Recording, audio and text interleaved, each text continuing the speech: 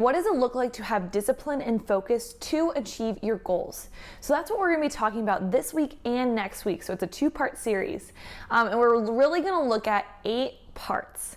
And I got these from, I was doing some online training with Jonathan Fields, and he was talking about his 8-part plan for success. So he called it his success scaffolding plan, I think, but just 8 parts. So we're going to go over the first 4 parts today, and then next week we're going to go over the next 4 parts. So really, I was watching this and I was like, this makes so much sense of just having these 8 different parts to our kind of our success trajectory, and really being intentional with each and every one of the parts.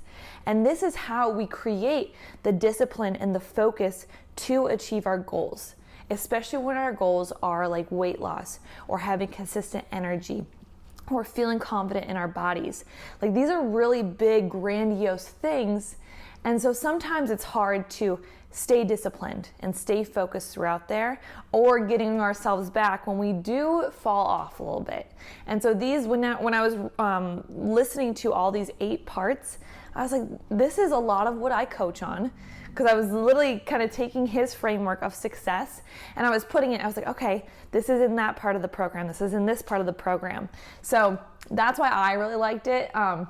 But I thought the way that he laid it out was a really, really great way. So let's dive in.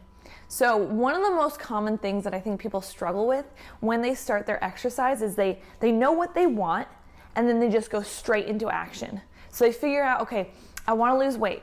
And so what is everybody else around me doing? They exercise. They either do this kind of the 75 hard challenge or the insanity workout or strength training twice a week and then a whole bunch of cardio. Like, they figure out the what. Oh, let's go keto, let's do intermittent fasting, let's cut out carbs, let's just try to do a whole foods diet. So the what, and then they go straight into action. But that leads us to not really properly prepare.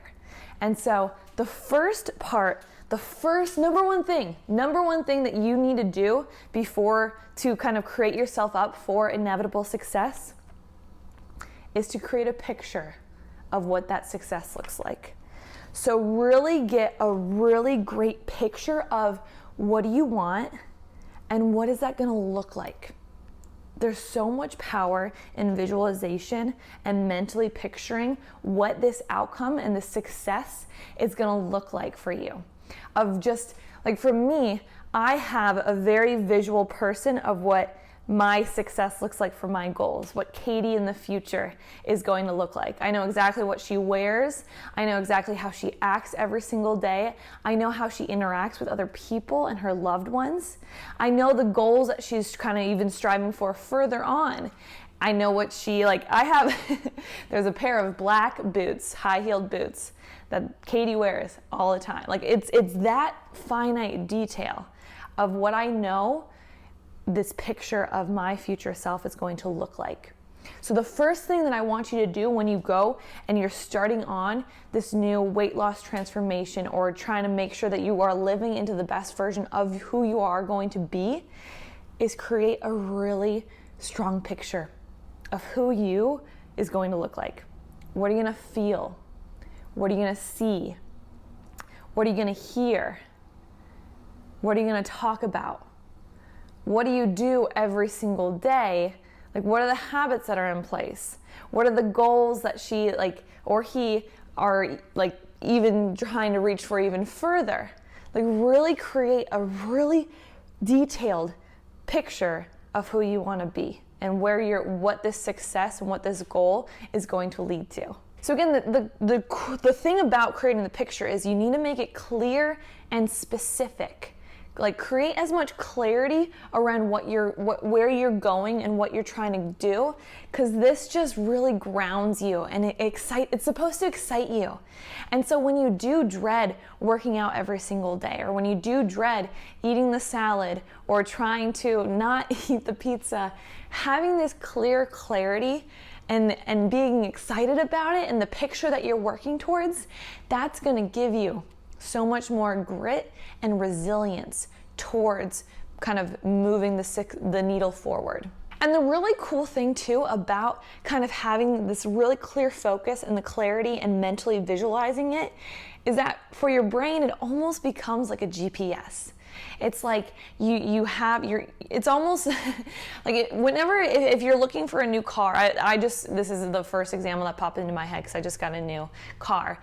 But when you get a new car and you're researching a new car, don't you see it everywhere now? Like my family was really big into RAV4s. And then when I got the RAV4, I saw it everywhere. Now I do a GMC, see it everywhere. But before, I didn't even know GMCs existed. I didn't even know a Terrain was a car at all. That's my car. Now I see it everywhere. So the more clear, this is kind of a weird example, but the more clear and clarity that you get on who you want to become or what this vision, what the picture of your goal is going to give you, your brain starts seeing little different avenues to get there that you weren't kind of clear and focused on or was able to see before. So that's why starting number one is creating this picture, this really clear and specific picture of where you want to go. So the number two, so after you kind of really create a clear picture of what you want, number 2 step is create purpose, or figure out what is the purpose for achieving that picture. I talk about this all the time of the importance of grounding your desire for weight loss, or your desire to have energy, or your desire to eat healthy or work out more consistently, to ground it down into a deeper why. So I call this your motivating factor, so your why behind your why. So why is it important to achieve that picture that you want? Because what's going to happen when you go through this transformation or any type of a challenge or any time that you have a goal to reach, there's going to be internal and external roadblocks. There's going to be some hard things that you have to do, or some behaviors that are so ingrained in you that you're going to have to pick apart and destroy and make your way through there. And it's not so easy just to do that through willpower alone, through sheer force alone. You have to have a deeper purpose that keeps you going when your willpower is not even there. So when you don't even feel like doing it. You have to take the time to really create and understand, why are you doing this? What is important about losing the weight? Or what is important about having energy? Or what is important about feeling confident in my skin? Because there's a reason why you haven't achieved this. So I think a lot of the times it's because we don't have a big enough why. We don't have a big enough purpose that's going to allow us to keep fighting when those external and the harder ones, your internal roadblocks, are happening. So what is a bigger why that you haven't thought of in the past? And grounding that in every single day and keeping your purpose every single day, thinking of your purpose so that you can kind of get to that picture. So that's number 2. So number 3 is finally going in and planning. So going and figuring out what are the right steps in the right order for where I want to go. Because a lot of the times, again, like I was saying before, we just go straight into action, but we don't know for ourselves what are the right steps in the right order to get where we want to go. And so Jonathan talks about kind of a couple of factors that you need to have in your plan. And again, when I was reading this, I was like, check. Like it's all in my Total Transformation Intensive, which I was very excited for. I was like, another kind of validation for this. But I want you to have the information so that in case you feel like you can do this on your own, you have all the information that you possibly could need. So number 1 is to chunk it down. So you are here. Let's start here. You want to get to here. Figure out what are the roadblocks that I need to get to. All right, first step, second step, third step, or first mile, second mile, third mile, and then destination. And so one way that you could do this is to work backwards. If this is your goal, what is the step before that of you achieving it? And kind of looking at that, and then starting here, so mile 3. What do you need to accomplish before you get there? So chunking it down like that, and keep going until you get to where you are currently. And then again, you just have real clear focus of, all right, here's my first step. So that's what I have like in the Total Transformation Intensive is we've broken it down into 3 steps, honestly. So the first part is learning how do you set yourself up for inevitable success. Second part is learning what foods are right for your specific body type and also your exercise too and your movement. And then the third step is how do we create these so that they're lasting transformation, they're lasting habits. You actually continue to do them, and it's not just another program where you've finished it and then you're done. So that's just a little bit of a preview of what kind of my 3 mile marks are for my clients and for myself. The second part of a good and concise plan are benchmarks. So how do you measure the progress that you're making? So asking yourself, did you hit the mark? Did you kind of overachieve? Did you kind of not so do of a great job? And really just understanding how is my progress going? Where can I pivot a little bit? And where do I need to kind of just level up just a little bit more? Because for a lot of us, it's human nature for us just to have a really negative mindset and a really negative bias towards our transformation.